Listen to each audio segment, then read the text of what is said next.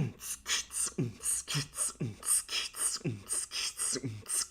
name is Chris, and I'm here to say this is the podcast introduction. And I ramble a whole bunch, and I stammer, and I'm just gonna straight up just talk just before the podcast, like I'm introducing something. This episode has one moment where the door gets open, and it's like, whoops.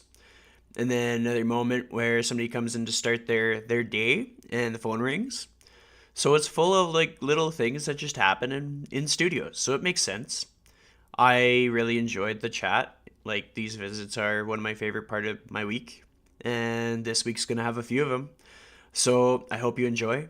And if you feel so inclined, it always helps a ton if it gets shared on social media.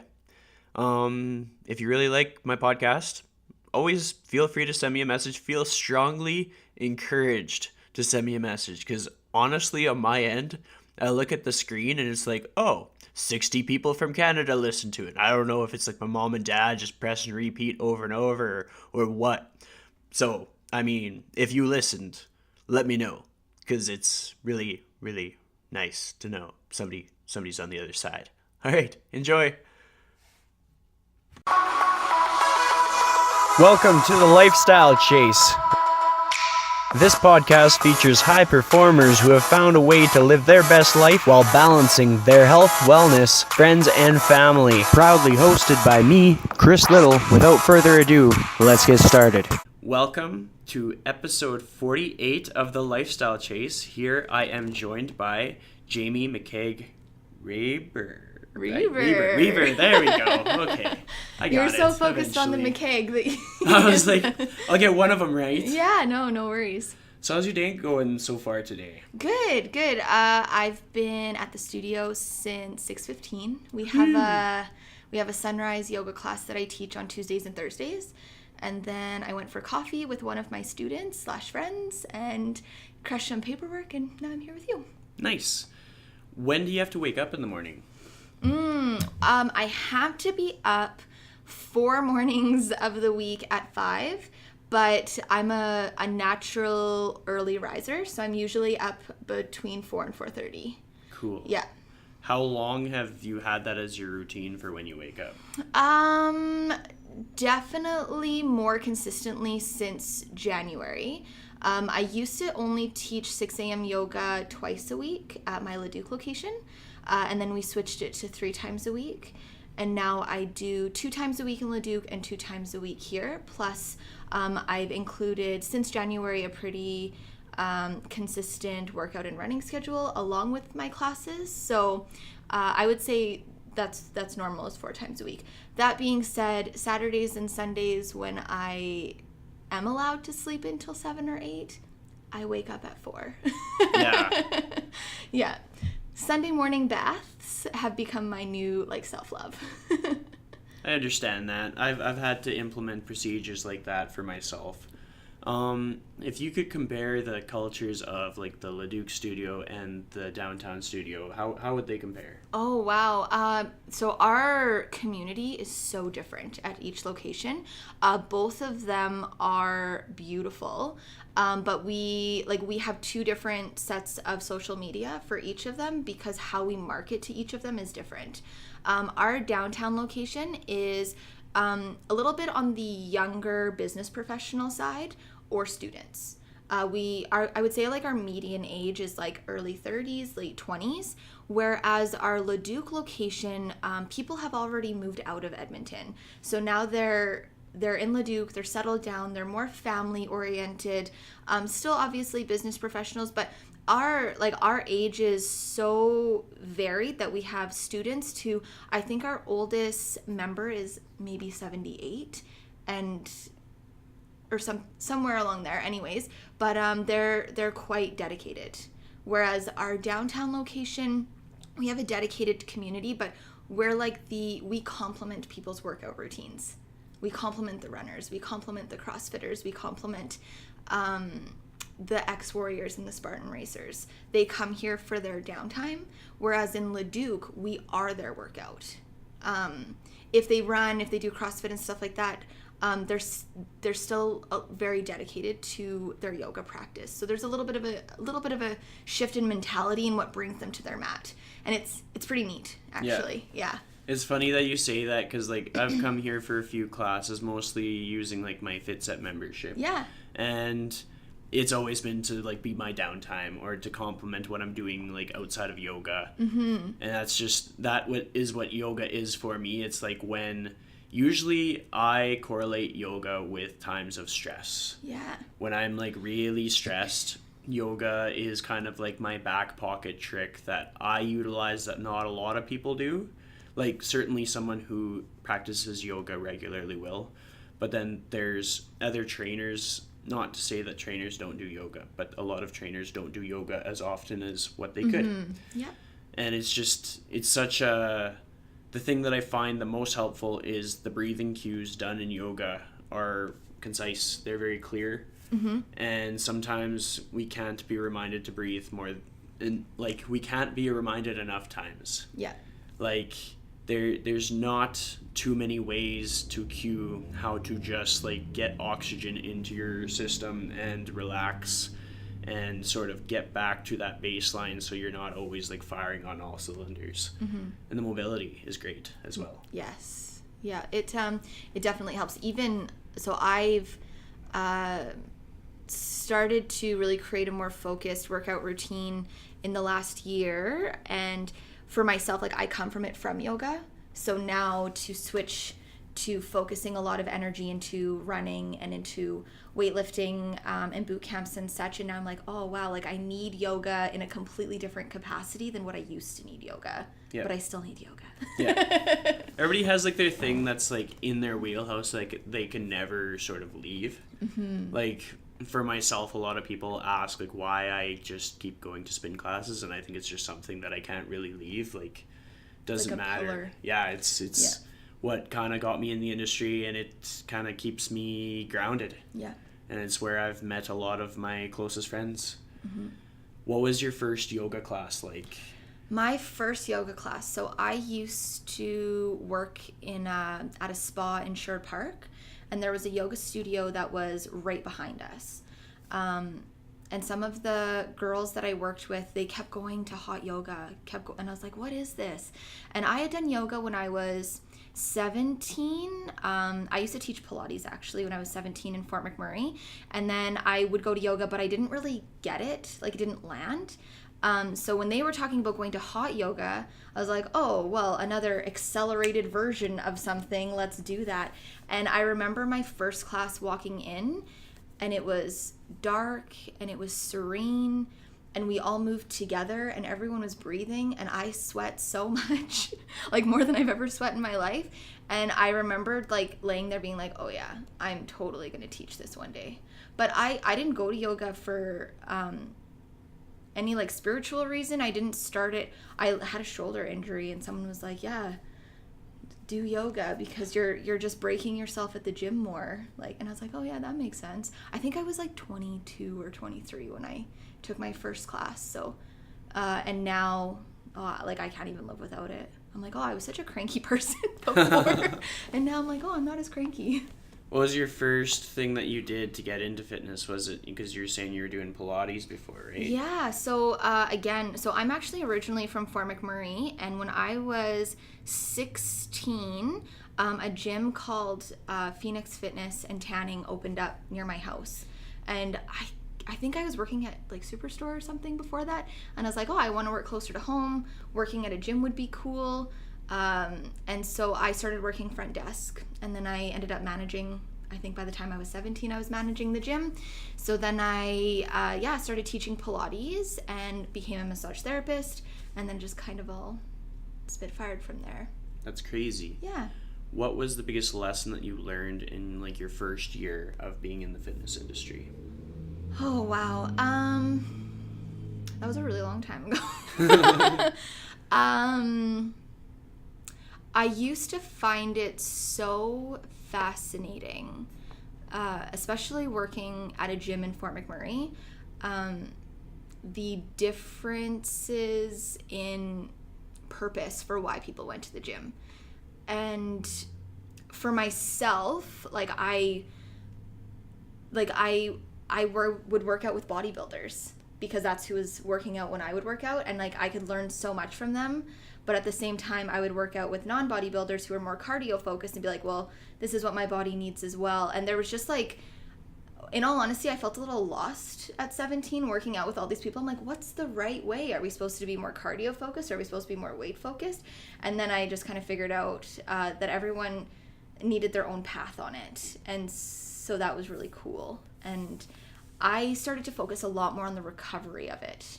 That's why I went into massage therapy, because I wanted to help people who were kind of overdoing it, or to help people reach their goals by complementing their workouts and stuff. Yeah. What was it like to grow up in Fort McMurray? Like, I feel like there would be some obstacles or challenges, but then I may be totally wrong. Like, it might have been the best growing up ever. You know what? I think that Fort McMurray gets a pretty bad reputation because of how transient the community was / maybe is. I think it's calmed down quite a bit. My entire family is still in Fort McMurray. Like, I have 3 brothers up there. My dad's up there. My stepdad still goes up there for work. My father-in-law still goes up there for work. I loved growing up in Fort McMurray. I mean, at 17 years old, I was managing a gym. I was making really good money. A lot of my friends were making really good money, so we had really good toys. I mean, we snowboarded all winter. We dirt biked all summer. Our snowboarding hill was, looking back now, I realize how blessed we were with like Vista Ridge. It was actually a pretty sweet hill. But if you wanted to be outdoorsy, like you could go for a hike, you could float down the river, you could do so many things that we were like, if only we were close to the mountains, or like you're very secluded up there. But if you want to find a good time, like you can. Now, that being said, you hear about a lot of like drugs and stuff like that, but I've been here since I think I moved here when I was 20 or 21, and you hear about the same things here that you would hear about in Fort McMurray. So it's just what you hear about. Yeah. Yeah. And it's totally all about perspective, because I think it was something like 12 years ago, I went on a family vacation and we went to Fort McMurray. Yeah. And we checked out the oil sands and we checked out town. And like it did not seem like what everybody makes it out to be. It seemed like just sort of a quiet but busy town. Yeah. Like a different vibe than something like Edmonton, because Edmonton just has a big population. Yeah. But I kind of noticed that I just kind of felt like it was in its own sort of bubble, not in a bad way, but just that you really embrace the feel of being in Fort McMurray. Yeah. Fort McMurray has such like a little big town vibe. Fort McMurray, like it doesn't really have like small towns that surround it the way that Edmonton does. So there are 3 high schools. So you pretty much know everyone, or you know someone who knows someone. So it was kind of cool. Like, you know, if you ended up working for someone, you're like, oh, I know your cousin, I know your brother. Or I think my brother used to hate it when he first started working, like I think he worked at McDonald's, and be like, oh, are you Jamie's little brother? And he's like, oh. But even like my husband actually grew up in Fort McMurray too, but we didn't meet until after he'd already lived down here. So, but we still had like mutual friends, and we still like knew a bunch of people, and they're like, oh yeah, I know Jordan Reber, or same thing. Like we would, like, it's just like a small big town. There's so many people, but everyone knows each other. So it was kind of cool. I don't know if it's the same way now. It's been a few years, but it's kind of how it always felt growing up. Even feeling that more and more with Edmonton. Like, oh, the fitness community is it's crazy. So, and like the yoga community and the fitness community, like I've had people like, oh yeah, I've heard about you. I'm like, really? From where? I have no idea. Yeah. Well, I'll run into other trainers that I knew in another part of my life, and I'll run into just different people that like maybe I worked with them at like a camp in Sylvan Lake or something, and maybe they're not like a fitness professional, but they reconnected with me through like something that I put on an event or something like that, or now they're listening to my podcast, and it's just so crazy because there's a lot of people in Edmonton, but then it doesn't feel like there's that many. Yeah. Because it feels like we can go anywhere and run into somebody that we know, or somebody that knows somebody that we know. Yeah. I will 100% say that Leduc is a little bit more so than Edmonton.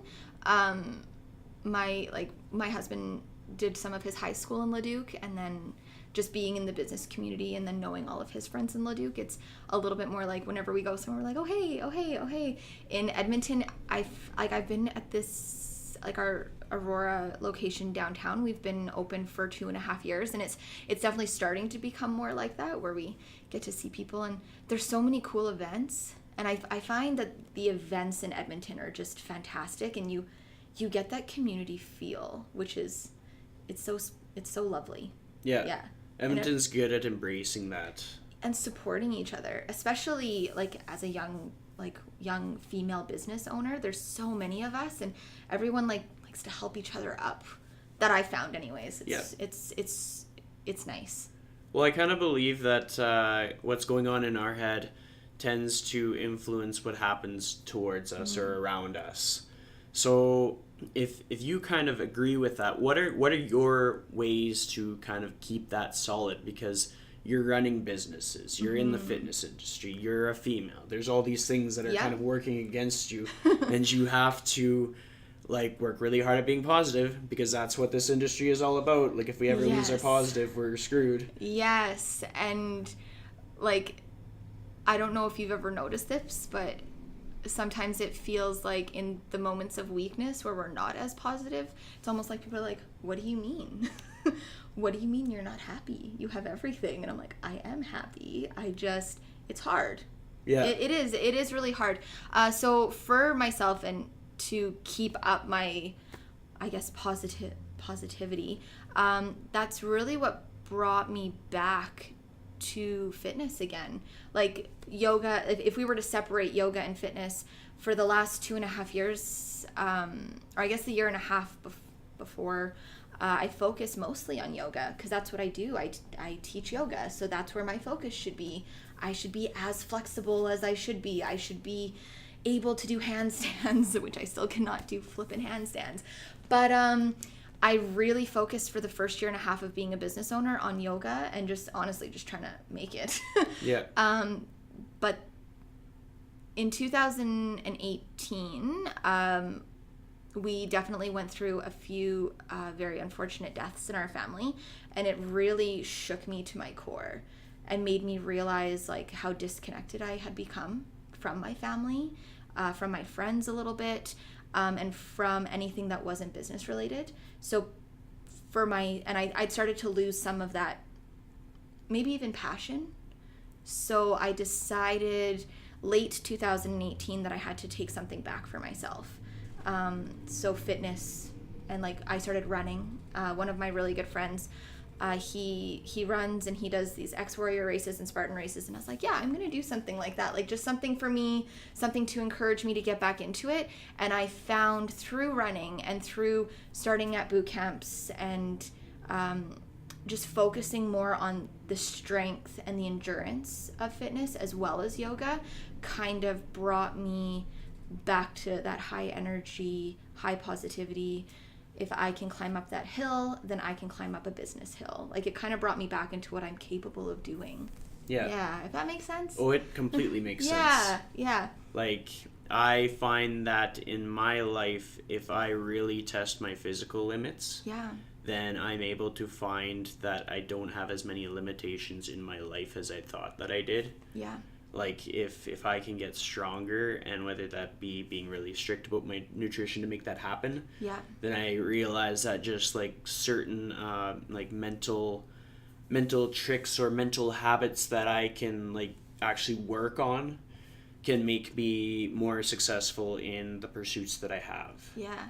Because like there's always going to be situations where somebody says like a physical goal is just not possible, or it's not feasible, or it's not worth like working on. Mm-hmm. And that's going to be the same for a mental goal. And if you can prove to yourself that you can do it, it's just a matter of grit and determination, then you're more likely to like achieve it. Yeah. Because you, like, honestly, you could probably do anything. You just have to really, really, really believe it.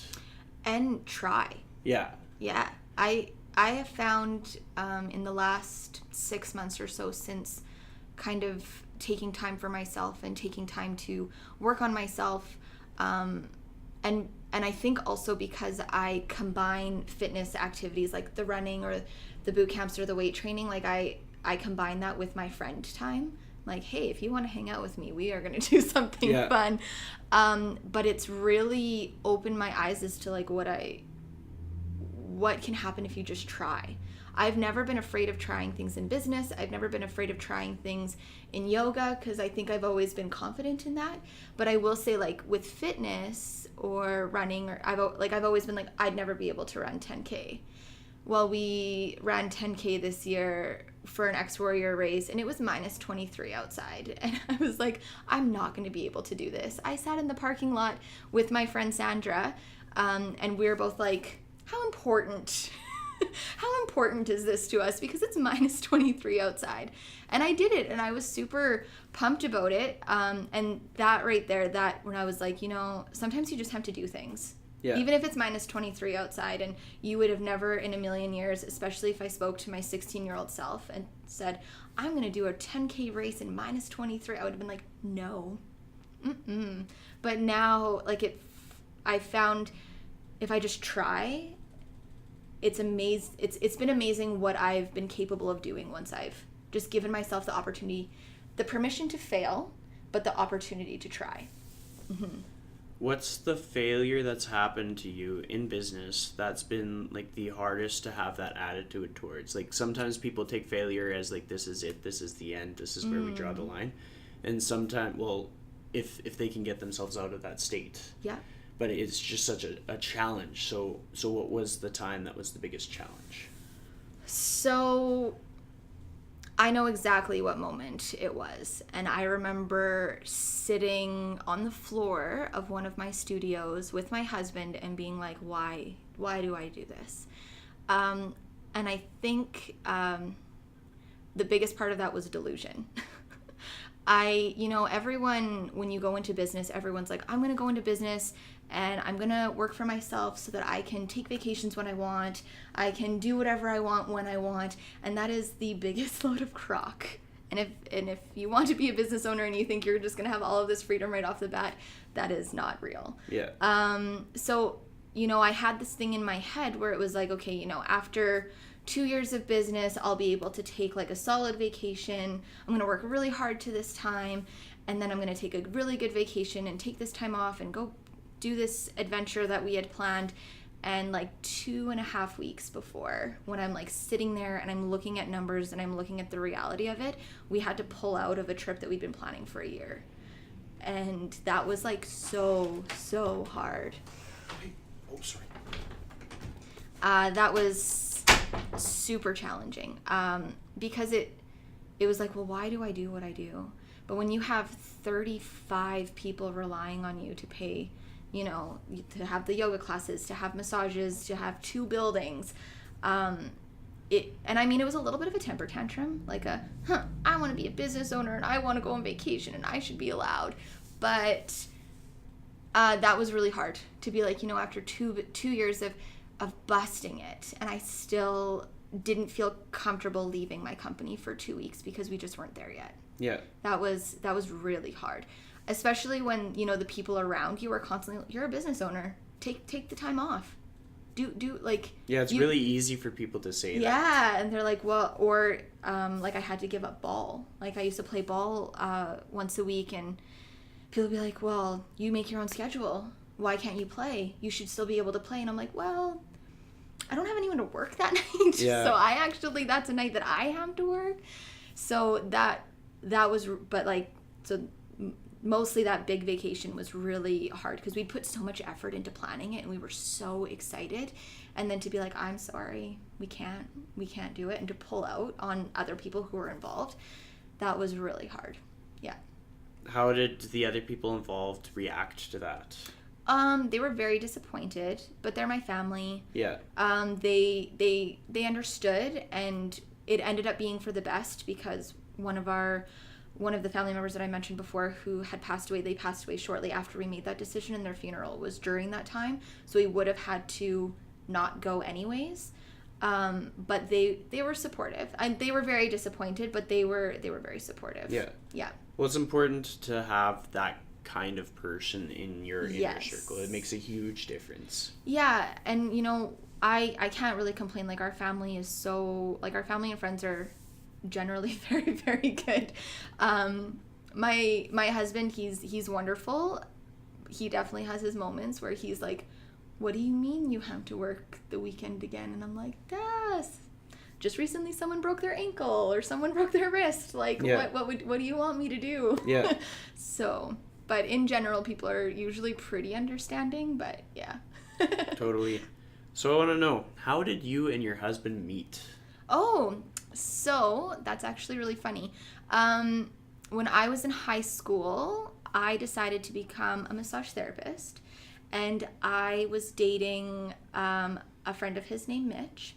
And when we would come down, I actually had to come down to Edmonton for my massage training, so I had to come down every third weekend, and we would stay at his place, at Jordan's house.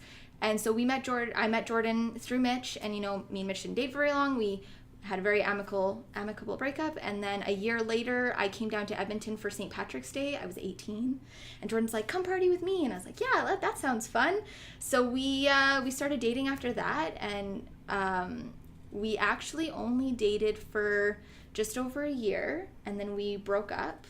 He moved to Fort McMurray, and then we broke up, and then we didn't speak for like 2.5 years. And then we became friends for 2 years, and then actually his friend Mitch, who I had known in high school, was like, "You guys should get back together, like you guys are so awesome together." So we did, and then I think like 2 years later we were engaged, and a year later we're married, and now we've been married for almost 4 years. You need to buy Mitch a beer or something. Like, Yeah, he's the real MVP. There you go. Yeah, no, he's awesome. He's pretty funny. He likes to take ownership for that every now and then. That's awesome. As he should, yeah. So, like, what kind of empowered you to think, okay, like, this is kind of the path to go, like, 2 years hiatus, like, all this time separate, and all of a sudden, it's, oh, yeah, no, this seems like a fit? We were so young when we met, and I've always been very independent, and so is Jordan. Like we honestly have to work on making sure that we do stuff together versus like I think some people have to work on making sure that they maintain their individuality within their relationship, where Jordan and I have always struggled to maintain our cohesiveness with our individuality. We've had times where we're like, "Hey, have we even hung out in like 3 months?" But now we're way better at that. But so I think when we were young, we were both just doing our own thing, and then we would get mad at each other and be like, "You don't hang out with me," or he commuted back and forth, and my schedule was slightly different than his, so I would get like, "Why don't you stay and hang out with me?" And we were 18 and very dramatic. Oh my goodness. Yeah, I think everybody is. Yeah, at that age. I'm like, "You don't ever want to hang out with me." So then we just called it a quits. We tried to stay friends. It didn't really work, and then I took off to Edmonton. And we just didn't speak. I stayed friends though with his sister Kelsey and his mom, and I would still go and see them. I had no family when I moved here, so I would still go see them and hang out with them. And then we both went into different relationships that ended however they ended. And when he was single or he was like just free dating, he found out that me and Kelsey were still friends. So he was like, "Hey, let's go for coffee." I was like, "Oh God." Oh God. And then, but he was traveling and I was traveling and I was in relationships and he was in relationships, and we just, we tried to date a few times, but we were both just like, we're doing our own thing now. Yeah. So, and then when he left Fort McMurray and moved home, like back to Leduc, that's when I was like, okay, we can give, this an actual shot. I guess I could be in a relationship. Fine. I was very anti-relationship when I was young for a while. Yeah, it was pretty fun.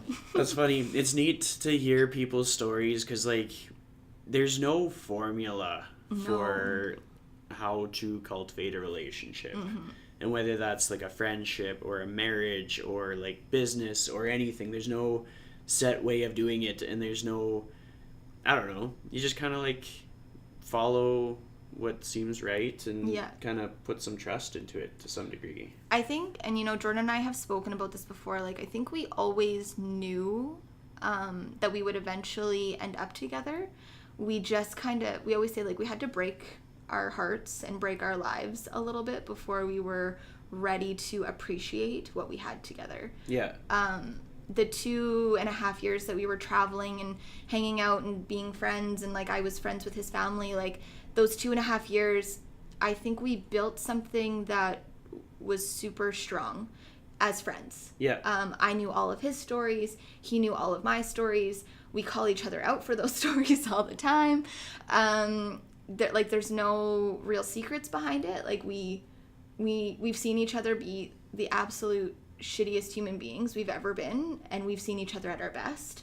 And because of that, and because I think of our, long history and connection, we've always been able to be like, hey, you're being a jerk right now.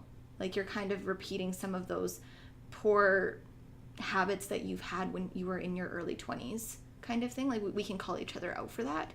So I think that's cool. Yeah. Yeah. In my own life, I found self-awareness has been like really critical to being able to understand somebody else. You need to be able to understand yourself first. Yeah.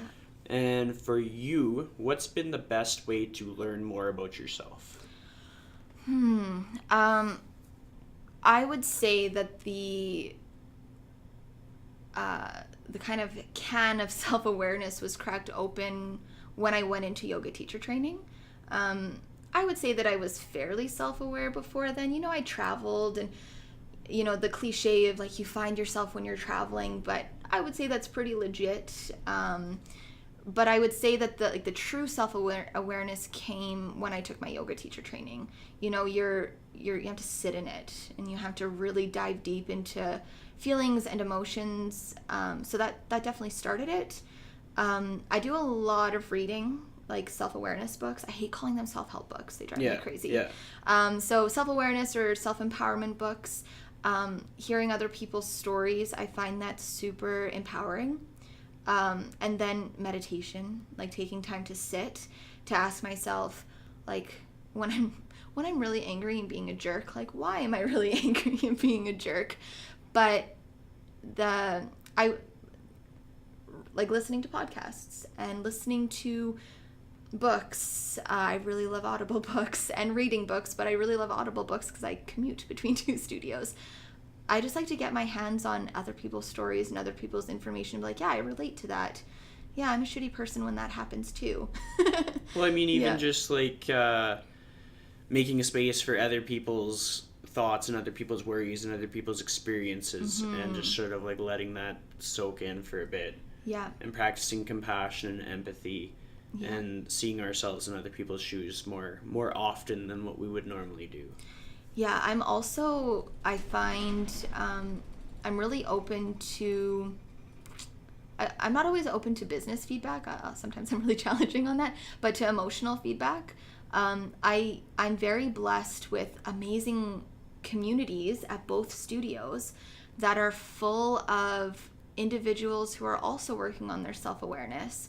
So for me to be like, hey, this situation happened, this is how I felt, what do you take from that? Am I falling into habits? Am I breaking down in this way? Or did I make the right decision here?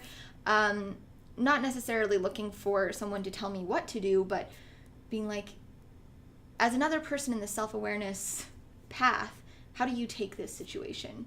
What do you, and being in a yoga community, especially 2 yoga communities, where you get people who are like, they want to talk about that, it's awesome. It's super cool. Yeah. Yeah. My husband, we're slowly pulling him out of his shell.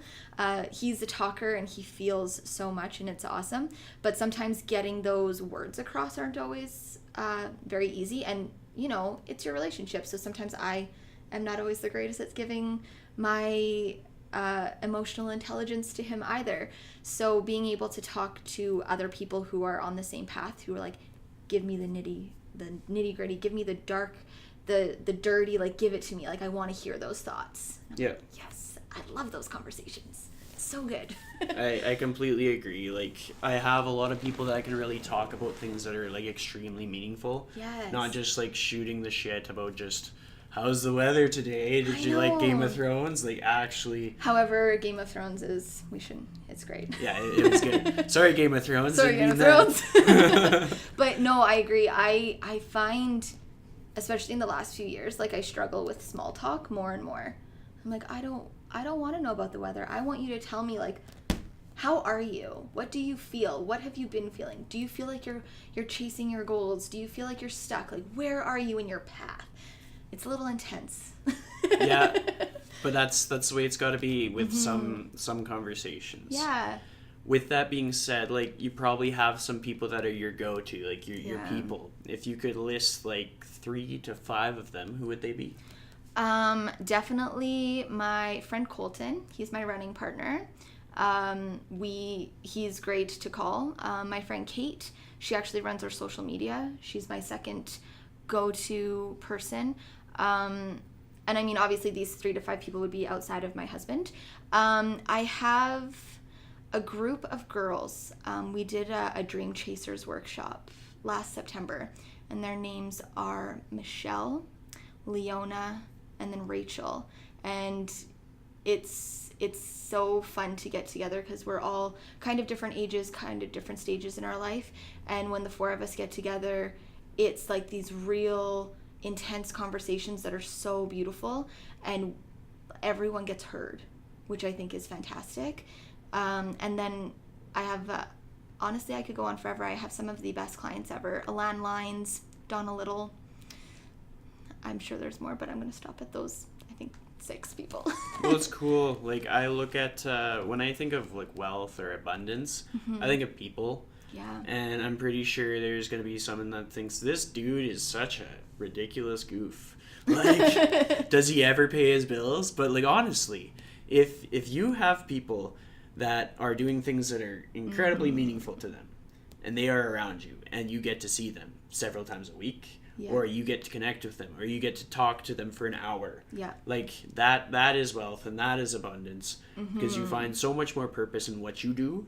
And like, just the way it works is, if you feel more purpose, then you can deliver more, and in some way, shape, or form, you will probably be successful. I think having a community, like, as humans, we are meant to be a part of communities. If you were to ever speak to my friend Kelsey Luce, like, I try and convince her to let me have an intentional community on her land all the time, because I feel like we should have community. That's why I open businesses. That's why I wanted to create beautiful spaces where people can come in and they're like, oh, I made it here. Can I please have a yoga class, have a massage? Please, someone just take care of me. Because I think that's important. And watching even people's physical demeanor when they walk into a space of community, when they've been so beaten by everything else in their life, and then to walk out just like an inch taller, because they're like, okay, I feel supported and I am ready. Like, that's I think that's empowering, and that's what we need. Yeah. What's been the most meaningful instance of somebody walking into, let's say, just your life? And as far as like fitness goes, so it could be your studio, or it could be a studio that you've walked into, and they walked in and then they walked out, and it was such a difference that it's just stuck with you.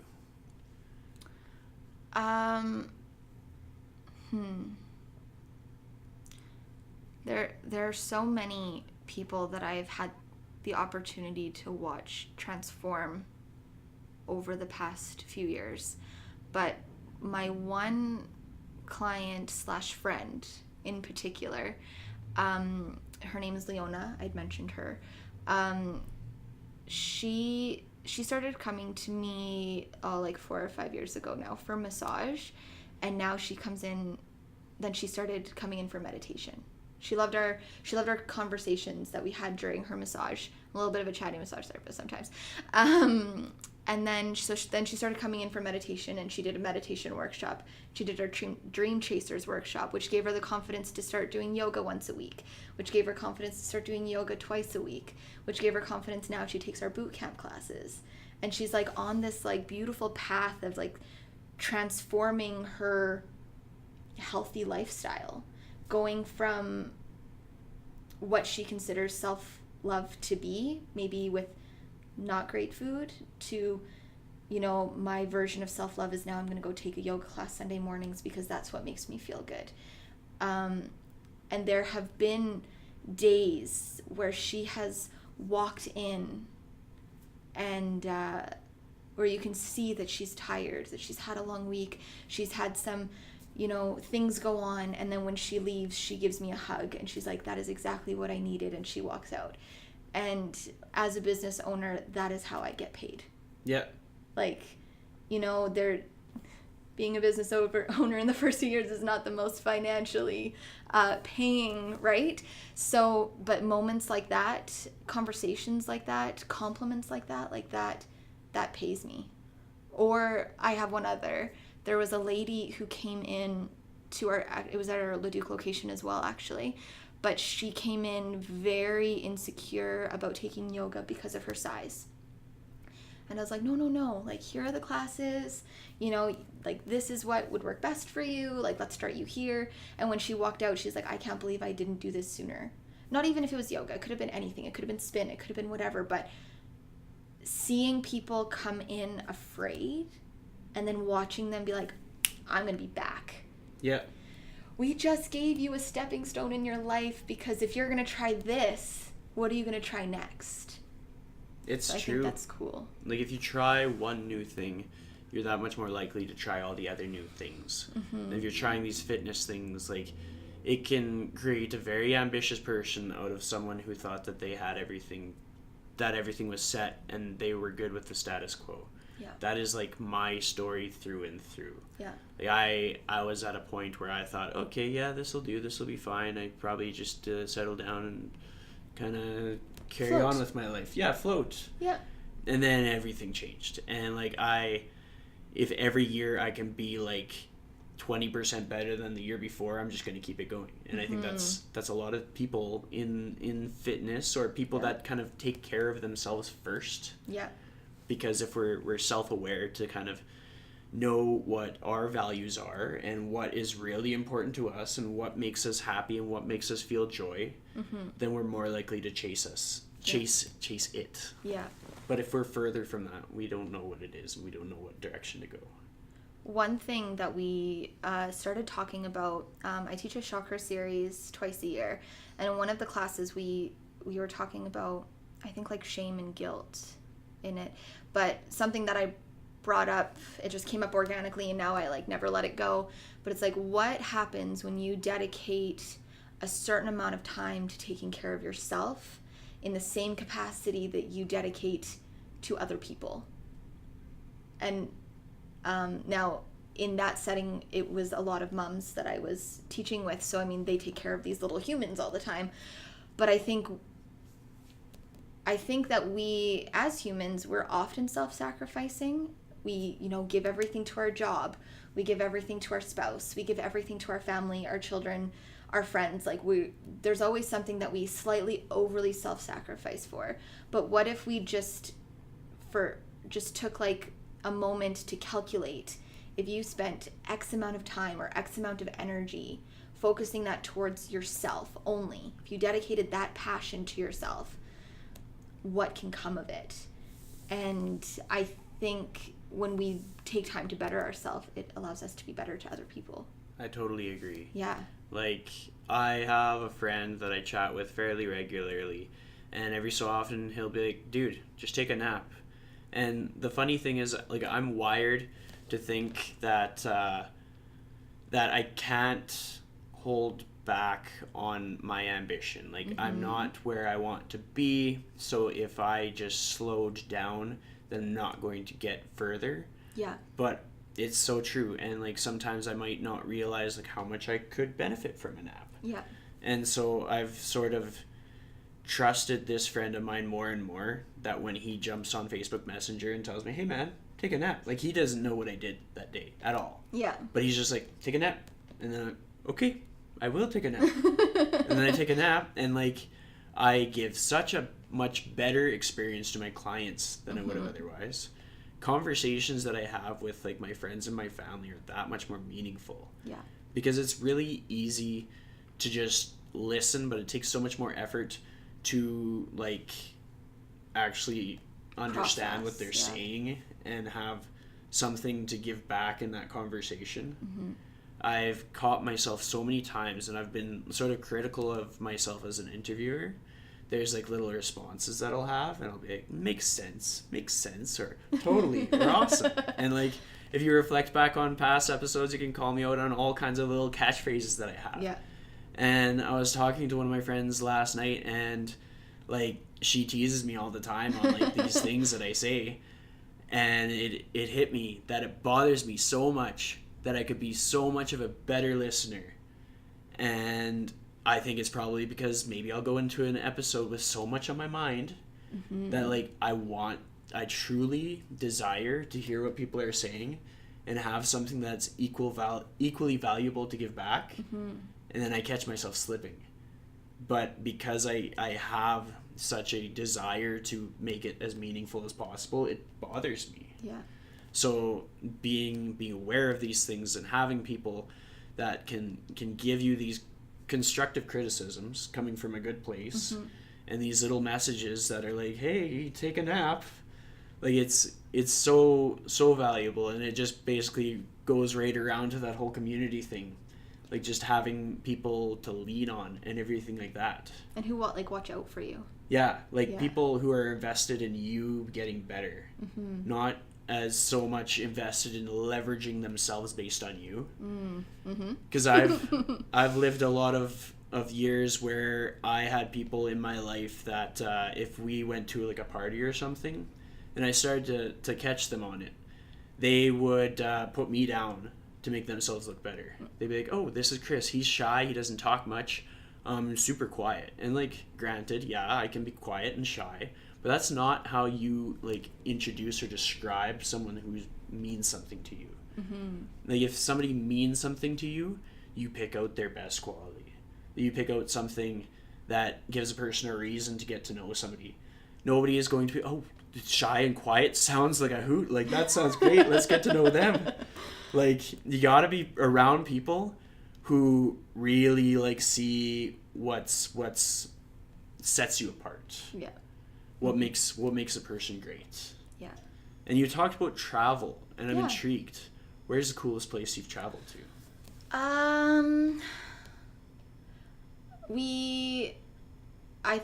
I would say that the best trip that I ever did, I did like almost 2 months in Thailand in 2012, and I went by myself. My brother was supposed to go with me, and he'd had an accident right before we left, so he couldn't go anymore, and I went anyways. I was on like a free and easy 40-day trip, and I learned so much about myself, and because it was like scheduled, I went places that I never would have went on my own. I remember coming back and everyone being like, oh, did you go to Koh Phi Phi? And I'm like, yeah, I did, but that was like one of my least favorite places. It was still great. The whole trip was great, but there were so many cooler places that I'd never heard of. There was like one island in particular that had like a very reggae feel. It was called Koh Lipe, and I loved it. It was so great. But then just recently in April, because we've accepted the fact that taking 2 weeks off away from the company is not a great idea at this time. We're just in so much growth. But my cousin was getting married. They got engaged on Christmas Eve, and they're like, we're going to Hawaii. And I was like, I could do a 5-day. I could take 5 days. I could go for 5 days. So we just actually went to Kauai, and that was, I feel like Hawaii is a little underrated, at least in my brain. I never had Hawaii on my like places I must go, because I mean, it's the States. It's like right there. We can go to Hawaii forever. But my cousin, that's where he wanted to get married, and we're like, okay, it's a cheap flight. We've got it on a seat sale. Why not? And I was blown away at how beautiful. We actually we camped while we were there, and actually we booked our flights to the wrong island, so we actually slept on a bench outside of an airport the first night because I was too cheap to get a hotel. Yeah, I was like, we're only there for 7 hours. I'm not paying for a hotel. But the island itself was awesome. The hikes were beautiful. We did a day of surfing, And we did a day of surfing. I mean, we tried to surf for a day. It's so hard. I've been there. Yeah, it's hard. But I feel like in my brain I underrated what Hawaii could be, and it blew my expectations. So I think those two might be my favorite trips at the moment. Yeah. I can really relate to that. Like, I have a tattoo of Hawaii on me, and it's just like, I've been there 3 times, and the very first time was like, hands down, probably, like, it ties with my trip to Costa Rica, but because this trip was honestly, we got the flights on a great deal because my friend's sister has worked for WestJet for quite some time. Yep. And we packed all this camping equipment. Nice. And we get there, we rent like a Jeep Wrangler, and we initially thought, okay, we're gonna set up a tent, and we only used the tent one night. And other than that, like, we were sleeping on beaches. Yeah. We slept on like fancy beaches where they have like guards. Yep. So we'd show up at like 11 p.m. and then leave at 4 a.m. so that we would avoid the guards. That's so amazing. And it was just like, the way I've always been like very straight-laced, never do anything wrong. So I was like, oh my gosh, we're gonna go to jail. We're sleeping on dirt. And it was just... This is like, it's a U.S. jail, not a Mexican jail. Yeah. So it's a little bit comforting. But it was like, it was so crazy. Like, on really nice beaches, and even the ones that were not like groomed. Yeah. Just like the beaches that's just how that beach is. Mm-hmm. And you can hear waves, and there's like crabs crawling all over the sand. Like, that freaks me out, but I mean, still, it's nature. It's weird when you can like see the sand kind of move and you're like, am I hallucinating? Oh no, that's just tons of little crabs. Yeah, I just kind of like look up, and I'm like, okay, if I look up, then I don't know what's around me, then I'm good. The nice thing is they are definitely more afraid of you. Yeah. They get back in that sand so fast. Yeah, if you like kind of stomp on the ground around you, it pretty well clears the Yeah. area. But it's just so crazy. Like, my friend is Filipino, so we can get like the local deals anywhere that we travel. Yeah. Because if you're like pasty white like myself, you really stand out. Yeah. But if you're of any darker ethnicity at all, and you can just really own it with your personality, you can get like the local shopping card everywhere. And so he's got like all the Hawaii cards in his wallet, so whenever he visits I didn't even know that was Hawaii, a thing. That's so cool. Like, if you can like sell it, Yeah. you can get the locals deals. That's so cool. You kind of have to have a phone number on standby. Yeah. Like, if they go, well, what's your local number? Oh, here it is. But it was just such an experience, and it just kind of taught me like that these walls that I put around myself are just things that I put around myself. Like, I wasn't born with like parameters that I had to stay between. I just kind of made that up. Isn't it? It's so funny how we do that to ourselves, like putting ourselves in boxes. Yeah. Of like, okay, I'm a fitness instructor now. This is the box that I must live in. Yeah. And it's so silly how we like box ourselves in. It's not even society that does it all the time. It's ourselves and the boundaries that we put on ourselves. Well, even just when something doesn't work out for us, we're really good at drawing that really dark line in the sand of like, that's just where that ends. Yeah. But it's this not. This is what it was meant to happen. Yeah. Yeah. Like, it's not necessarily that that's where it ends. Like, people can have different scenarios pop up where you could attempt the exact same thing again and then be successful. Yeah. It's just so funny how like sort of self-awareness and believing in yourself can really pay off, and it's just something that I talk about more and more and more, because I've learned that when I implement that with my clients, like, if I invest time into just nurturing them believing in themselves and having that self-awareness and self-confidence, their lifts go up.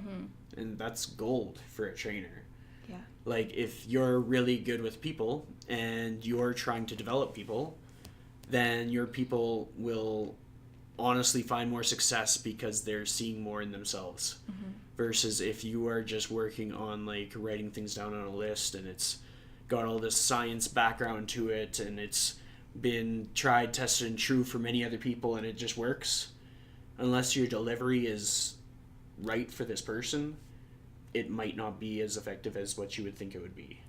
And do you find, like, I find I do this to not as bad in my first year of business. I used to take every, I don't know if I want to use the word failure, but every kind of idea or thought that didn't work out the way that I wanted it to, I took it as like a personal defeat.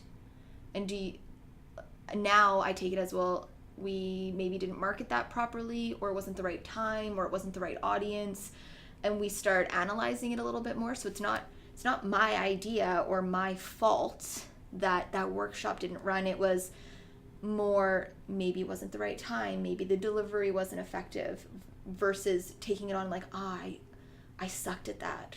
Like, do you find that for yourself, like, as you grow in your fitness training? I'm totally turning this on you. No, this is good. I like this because it's good to really like dive into that stuff. For myself, and a few scenarios are like, I've tried lots of things. Like, I've tried lots of different events and planned for 30 people, had like 6 people, thought that I'd get a whole bunch of people coming to boot camps and had like 2 people. And it's just, that's part of that process. And I'm really good at accepting that.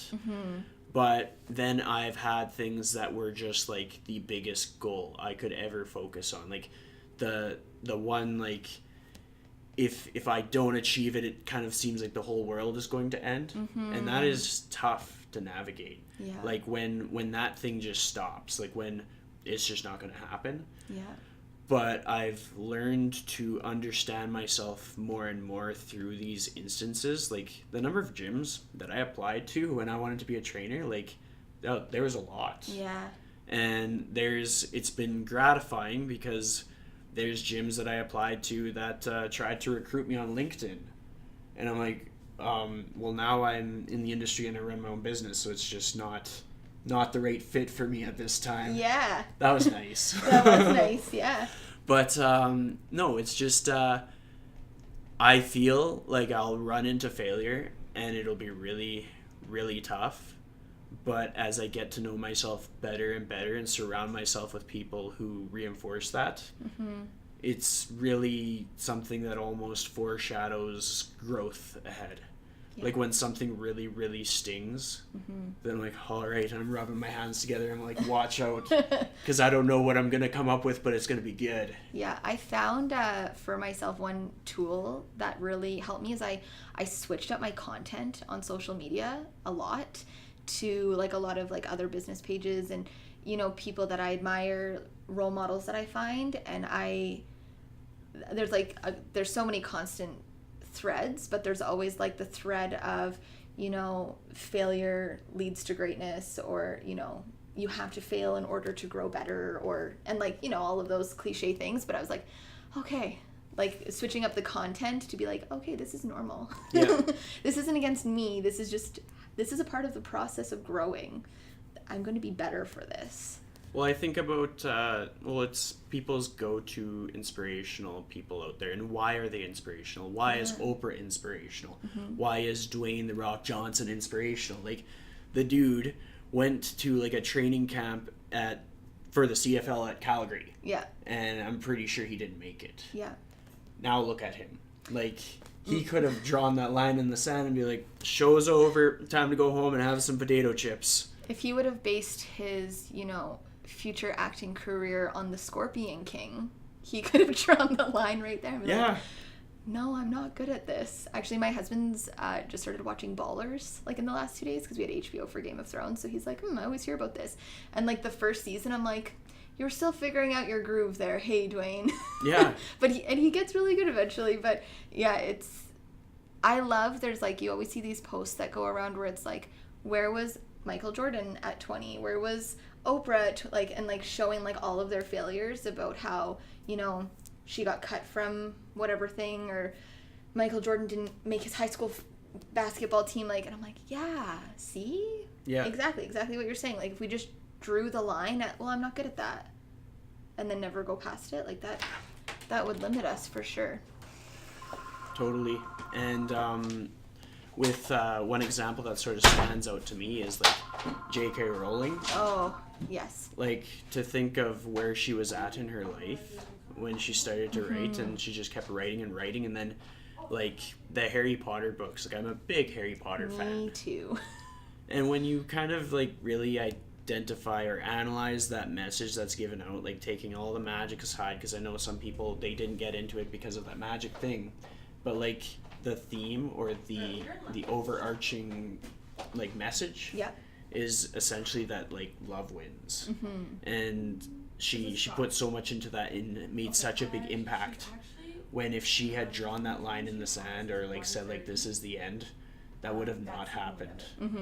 So it's we always need to find it in ourselves to kind of like keep pushing forward and keep finding like what's that next level, because things are going to be really tough and that line in the sand is going to seem really concise and very clear and blunt and like smack us in the face. But we always need to find that next level.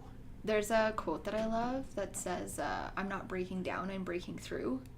And I like love that. I'm like gonna write it on my mirror in my bathroom, because I have found like in those moments of, especially in business, like those like, what am I gonna do?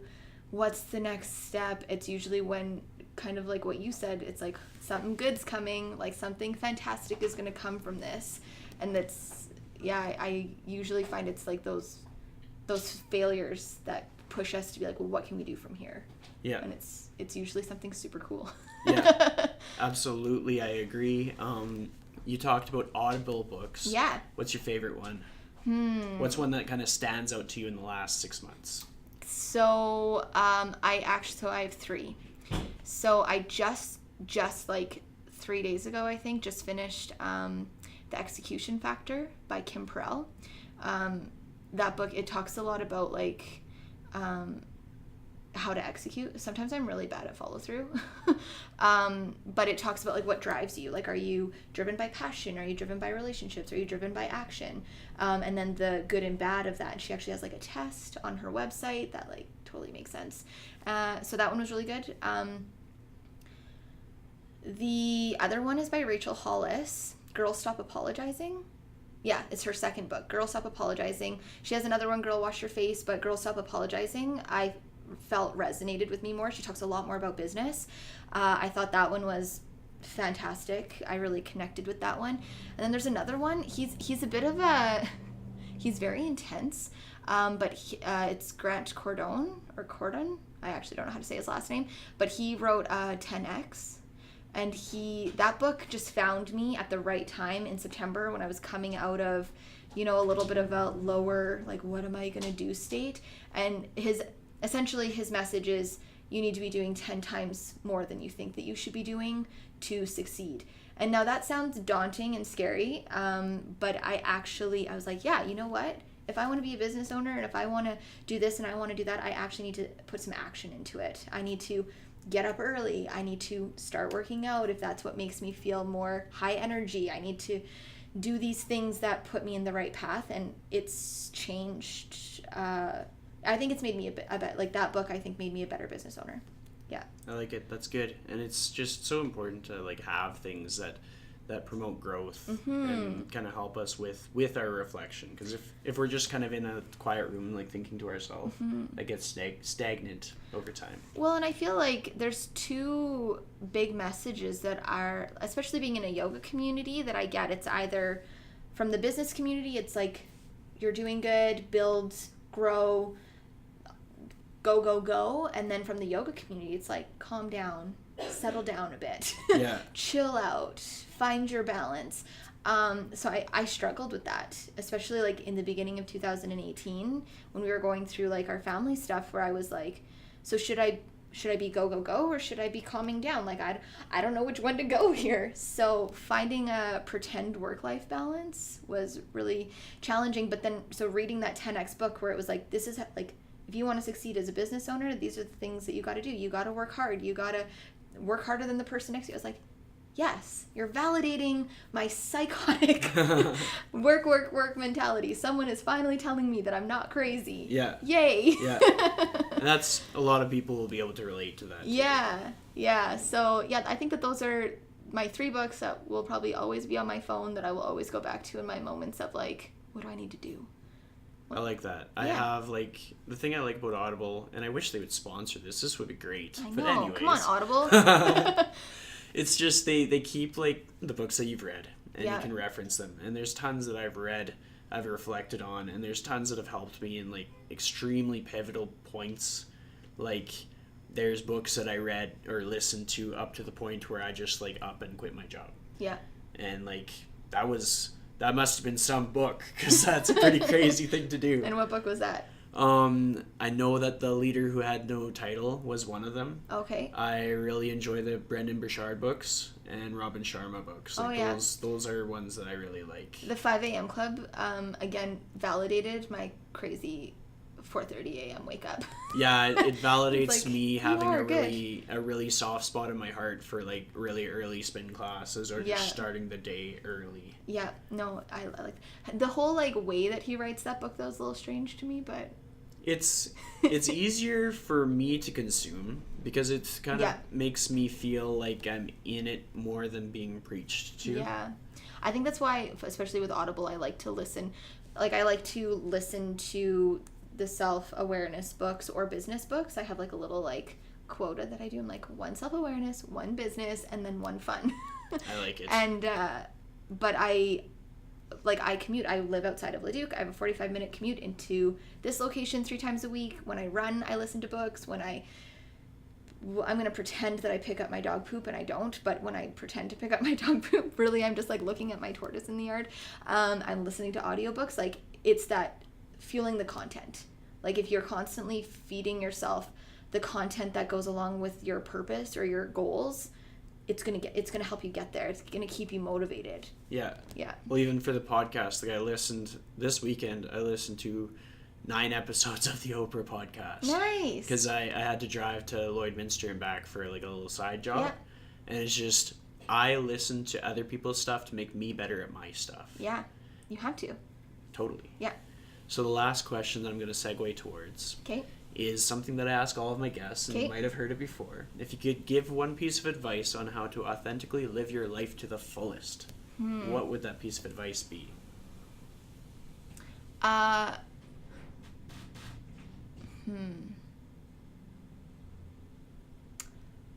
Just go for it, I guess. I'm sure that's a slogan for some like fitness company somewhere. I guess like Nike's just do it, but mine would be like just go for it. Like I think that too many people get caught up in the what could happens, what should happens, what might happens, that they don't give themselves the opportunity to just see what will happen. I found this location. We're sitting in my downtown location right now. I literally found it 2 weeks before we signed the papers. My Leduc location, I found out about it a month before we signed the papers.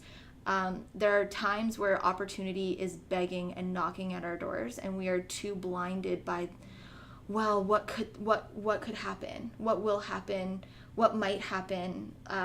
Where I think sometimes you just need to let opportunity in and just go for it and see what happens.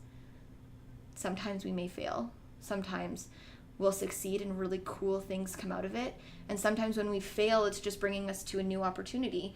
So too many people, though, I think are stifled by their own fears.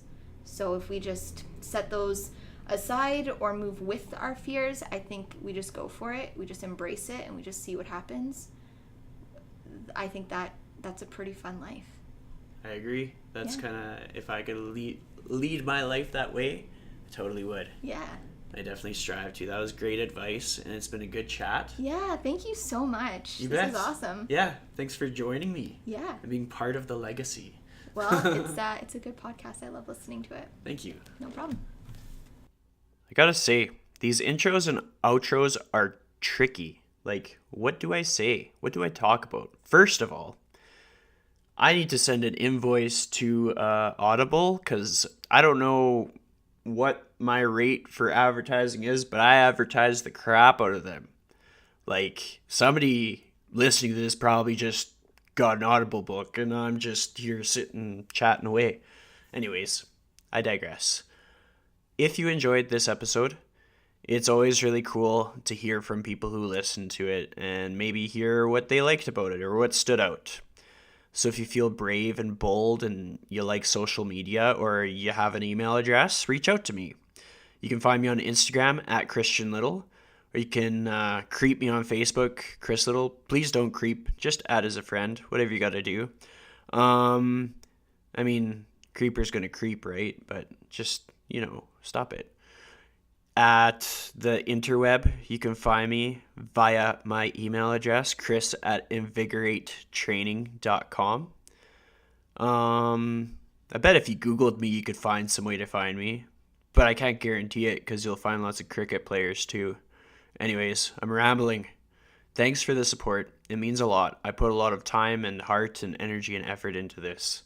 So when somebody listens to a podcast, even if it's like one person, like that makes me feel warm and fuzzy inside. So thank you. And I hope that you look forward to the next episode. It's coming up real quick. It'll be out in like 4 days. So we're just pumping them out this week. Thanks for the support, and have a good day.